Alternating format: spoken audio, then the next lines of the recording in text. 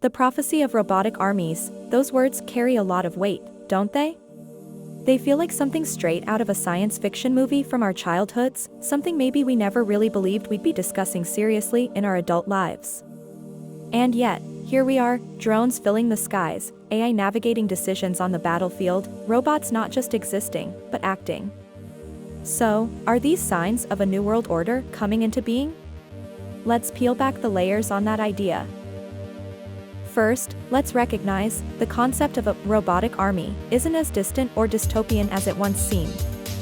Just look at the footage from Ukraine, where autonomous drones, little more than off-the-shelf quadcopters with some hacking and AI layering, are shaping the outcomes of real battles. These aren't just passive tools, they're learning, adapting, outsmarting even experienced operators. Or take the United States military's growing investment in unmanned ground vehicles and AI-driven swarm tactics. It's not theoretical. Budgets are growing. Prototypes are being tested. South Korea, Israel, China, all have unveiled autonomous border bots and robot sentries that can detect, track, and, in some cases, fire without a human pulling the trigger.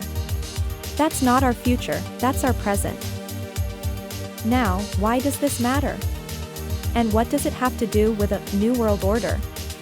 Think about how war, and by extension power, worked for most of human history. It was bodies on the battlefield, it was industry supporting soldiers, it was literally human resources measured in lives and sweat. But today, power is starting to shift toward whoever can best command intelligence and autonomy, whoever can get machines to anticipate, adapt, and act faster than any human ever could.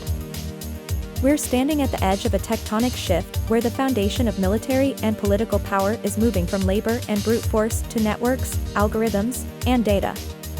And it goes farther, it's not just the big nations anymore. What AI and robotics are doing is flattening old hierarchies. Big armies, big economies, those still matter, but there's new opportunity for smaller players, even non-state actors who can acquire smart, autonomous systems. Imagine, for instance, a tiny country, or even a well-funded company, using swarms of intelligent drones to defend or attack. Suddenly, the old balance of power gets scrambled. And this is where we start to see the outline of a new world order. It won't happen overnight, but as autonomous weaponry multiplies, we'll see new centers of power rising, sometimes invisible, sometimes decentralized. In the past, only a few countries could marshal the industrial might to build a nuclear bomb, or maintain a massive air force. But building and deploying a few thousand AI-powered quadcopters? That's within reach for a growing number of actors. The barriers to entry are dramatically lower, and the code to drive these machines often exists in open repositories, online, right now. This democratization of technological power, much like we saw in the early days of the internet, is going to invite both chaos and innovation. It might mean new alliances, think robot-based mutual defense pacts, or international coalitions built around sharing AI updates instead of fighter jets. But it also means the possibility of rogue actors with disproportionate power. What happens when a terrorist cell gets its hands on AI-based robotic swarms? Or a rogue state hacks the drones of another country? The tools for projection of power are no longer just in the hands of governments or large militaries. That's not just a new order, it's a new reality. Some of you might be feeling uneasy hearing this, it's a lot to take in. The recent explosion of AI, from ChatGPT all the way to deepfakes and real-time translation, probably took us all by surprise in terms of how fast it moved. Now multiply that rate of acceleration by global investment in military tech, and that's the curve we're looking at. Today's experimental robotic infantry unit is tomorrow's mass-produced, self-learning platoon. Let's talk for a moment about the societal impacts, because, ultimately, nations aren't abstract concepts, they're made up of people like us. In the coming years, as robotic armies become more prevalent, the security of a country may no longer be tied just to patriotism or boots on the ground, but to who can write better code, who can assemble smarter machines, who can patch a software vulnerability faster than their adversaries can exploit it. If the 20th century was marked by the nuclear arms race, the 21st is shaping up to be defined by an intelligence arms race, not just data, but decision-making. But here's where things start to get really interesting. The technological singularity, the hypothetical point where artificial intelligence surpasses human intelligence, has always been thought of as a kind of abstract milestone. But in the context of these robotic militaries, it suddenly feels intensely real.